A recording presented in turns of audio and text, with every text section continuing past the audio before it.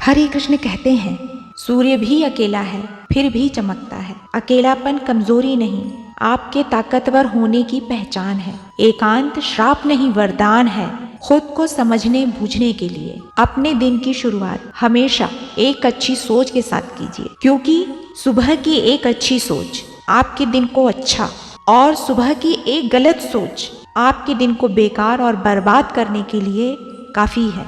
आपका किसी के साथ कितना भी प्रगाढ़ रिश्ता हो, कितना ही स्नेह हो, अगर उसमें उथलापन हो, गहराई ना हो, तो वह रिश्ता नहीं टिकता।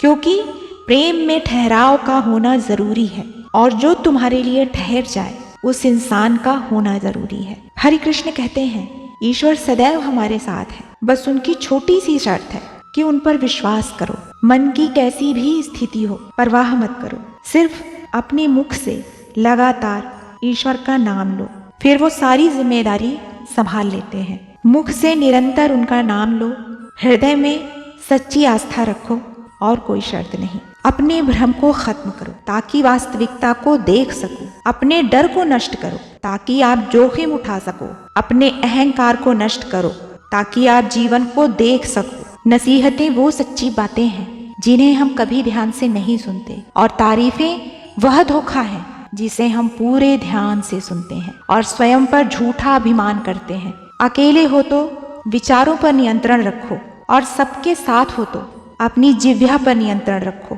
क्योंकि जबान वो तीर है जिसके लगे जख्मों का संसार में कोई मरहम नहीं होता। दुनिया सिर्फ अपना फायदा देखती है, अगर उसका आपसे फायदा निकल रहा है तो ठीक है, वरना आप चाहे मरो या जियो उसे कोई फर्क नहीं पड़ता। मनुष्य का तो ये स्वभाव है कि अगर चाय में मक्खी गिर जाए तो वो चाय को फेंक देता है, और घी में मक्खी गिर जाए तो घी को नहीं मक्खी को फेंक देता है। अर्थात मनुष्य घाटा मुनाफा देखकर ही सिद्धांतों का ढोंग करता है। आवत ही हर्षे नहीं, नैनन नहीं स्नेह, तुलसी तहाँ न जाइए चाहे कंचन बरसे मेह। अपनाना भी सीखो, ठुकराना भी सीखो, और जहाँ पर इज्जत ना हो वहाँ से उठकर जाना भी सीखो। सहना भी चाहिए, कहना भी चाहिए, और जिंदगी में शांति के साथ रहना भी चाहिए। कुछ लोगों का स्वभाव होता है कि सामने वाला व्यक्ति कितना भी अच्छा क्यों ना हो, पर वो उसको आजमाते ही रहते हैं, क्योंकि वो अपनी आदत से मजबूर होते हैं। लेकिन वो ये भूल जाते हैं कि अच्छे लोगों की कभी परीक्षा नहीं लेनी चाहिए, क्योंकि वो पारे की भांति होते हैं। जब आप उन पर चोट करते हैं तो वो टूटते नहीं हैं, बल्कि फिसल कर आपकी जिंदगी से ही निकल जाते हैं।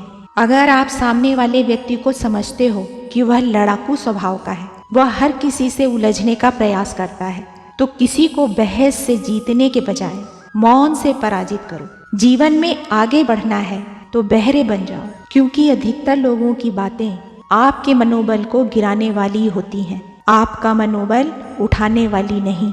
इसलिए ऐसे लोगों की बातों पर ना तो ध्यान दीजिए, ना ही उनसे उलझिए, ना बहस कीजिए, उनसे सिर्फ बचने का प्रयास कीजिए। स्वयं के मान सम्मान के लिए संघर्ष अवश्य कीजिए, पर अधर्म का साथ मत दीजिए।